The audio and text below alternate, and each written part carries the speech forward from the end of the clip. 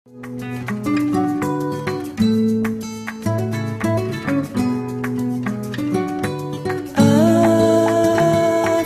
wo bana bongo baona mbembe.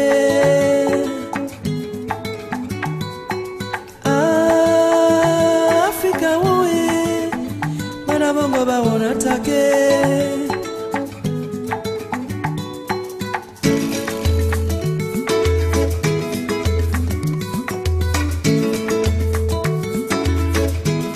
Aujourd'hui, nous nous retrouvons dans une perspective, dans un regard qui est totalement différent. Et les photos de Joan Bardelletti nous amènent vers l'Afrique, ou les Afriques de classe moyenne. Tant il est vrai, et le premier sociologue de la première année d'une mauvaise école, sait très bien que c'est les classes moyennes qui structurent une société. C'est les classes moyennes qui formatent une société. Ces personnes qui appartiennent à la classe moyenne africaine sont des gens qui sont sortis de la pauvreté et qui ne sont pas encore rentrés dans la richesse. C'est, selon les estimations, entre 150, 200 ou 250 millions de personnes en Afrique. Donc c'est quand même une population qui est extrêmement importante.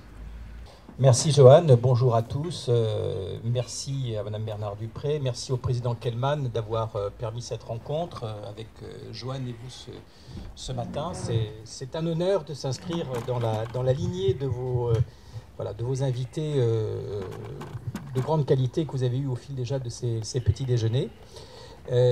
Et c'est un point de départ extrêmement commode pour moi que celui de succéder à Johan ce matin, parce que la nature du travail qu'il fait et le sujet sur lequel il travaille sont très représentatifs au fond des transformations de ce continent africain et du regard qu'on porte sur cette Afrique.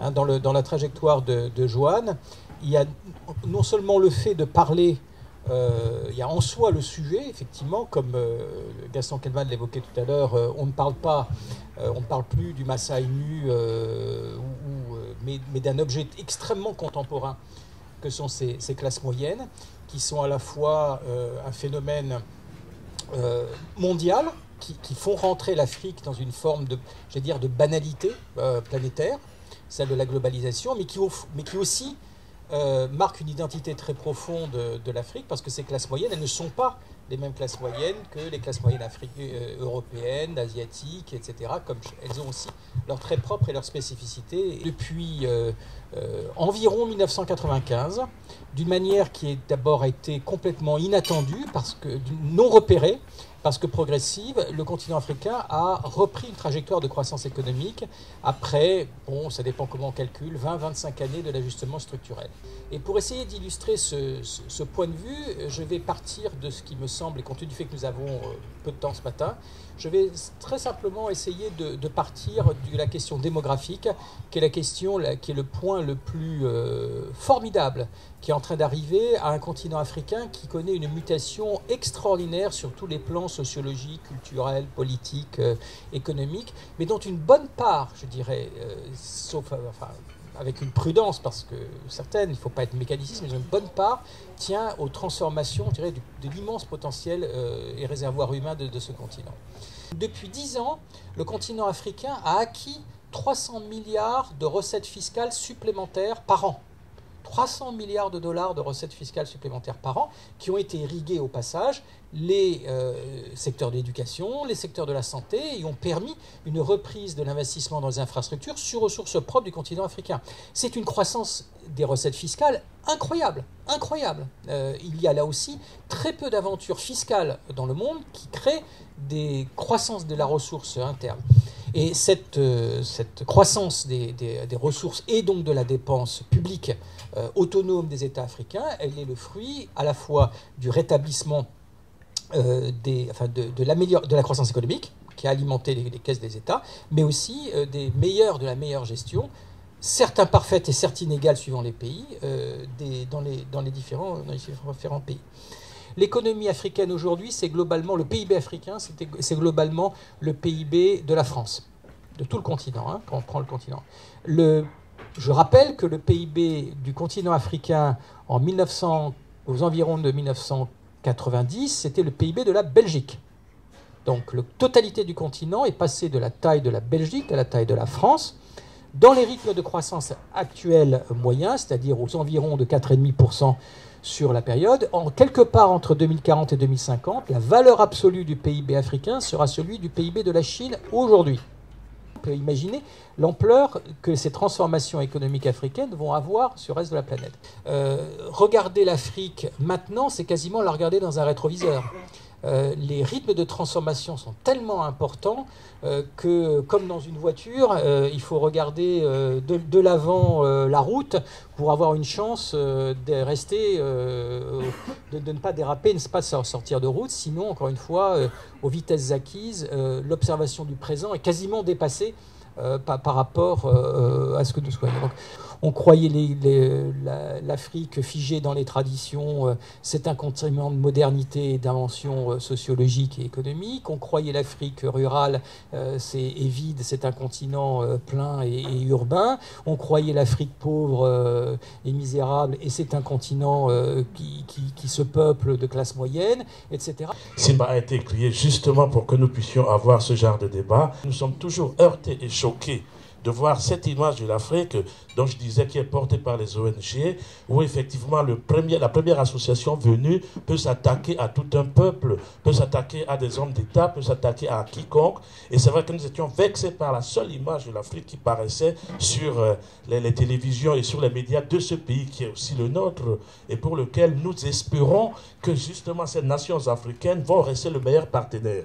Parce qu'aujourd'hui, la course à l'échalote qui est sur ce continent nous intrigue et nous nous disons ces alliés objectifs qui sont notamment la France, ces alliés historiques, porteurs d'une même histoire, quels que soient les bords sur lesquels nous nous positionnions. Mais aujourd'hui, une histoire est un héritage et nous avons à gérer l'actualité. Et cette actualité dont M. Severino a sorti une image qui m'a fait énormément frémir. Regardez l'Afrique, maintenant c'est comme regarder dans un rétroviseur.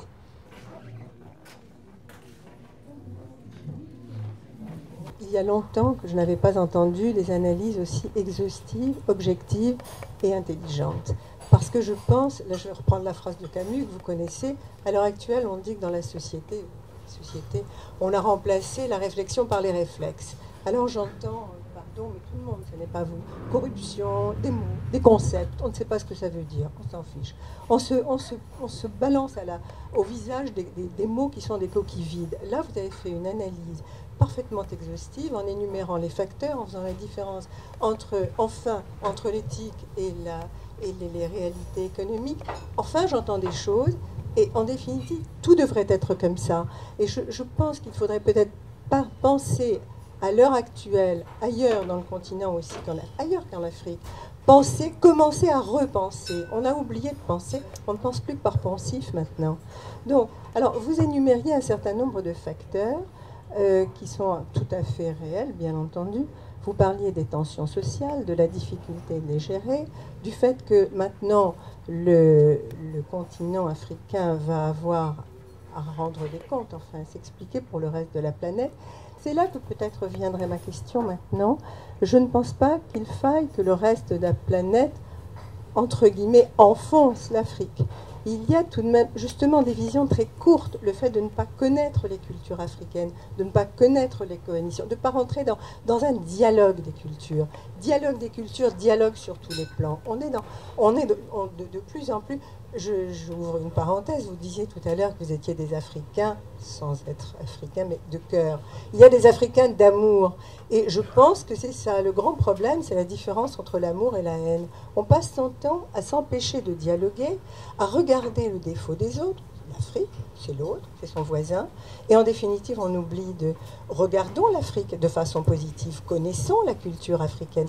Et, alors c'est là que je vais peut-être, mais bon, la France ne devrait pas, qui est tout de même un pays allié, ne devrait pas enfoncer l'Afrique. Arriver à susciter des oppositions avec des affaires juridiques, je ne vais pas évoquer, parce qu'en ça, on va dire que je reparle de la même chose.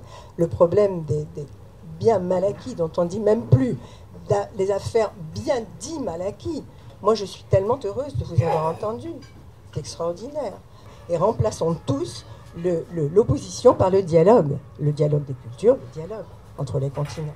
Je vous remercie. Nous devons reconnaître que nous, occidentaux, nous sommes Je veux dire que toute notre créativité est de plus en plus, déjà depuis que nous avons découvert cette culture africaine, et de plus en plus se nourrit et trouve son énergie dans cet immense passé, cette immense mémoire africaine. Juste un mot, je rebondis sur ce que vous disiez, sur le terme de démocratie, et là encore je trouve qu'on parle trop facilement d'absence de démocratie. Là vous avez eu l'immense mérite dans votre livre de revenir, de parler de critères de démocratie, d'essayer presque de trouver un baromètre de la démocratie. Tout à l'heure, vous parliez d'économie de la rente. Il y a des pays qui sont capables, qui peuvent transformer une partie de la rente dans d'autres secteurs de l'économie. Et effectivement, c'est un critère c'est une façon, comme vous le disiez tout à l'heure, très ambitieuse et intelligente de gouverner la rente. Donc, il faut peut-être s'attacher davantage à la réflexion, à des définitions et à regarder ce qui se passe dans les pays respectifs. L'un des pays transforme précisément sa rente dans d'autres secteurs de l'économie en tirant parti d'aussi une chose que vous évoquiez tout à l'heure, des facteurs qui concernent les changements climatiques. Donc tout ça est lié et l'Afrique a beaucoup à donner au monde aussi, il ne faut pas l'oublier. Donc je pense que c'est tellement important, votre débat, votre façon de penser pour l'avenir. C'est capital. Voilà, je vous remercie encore.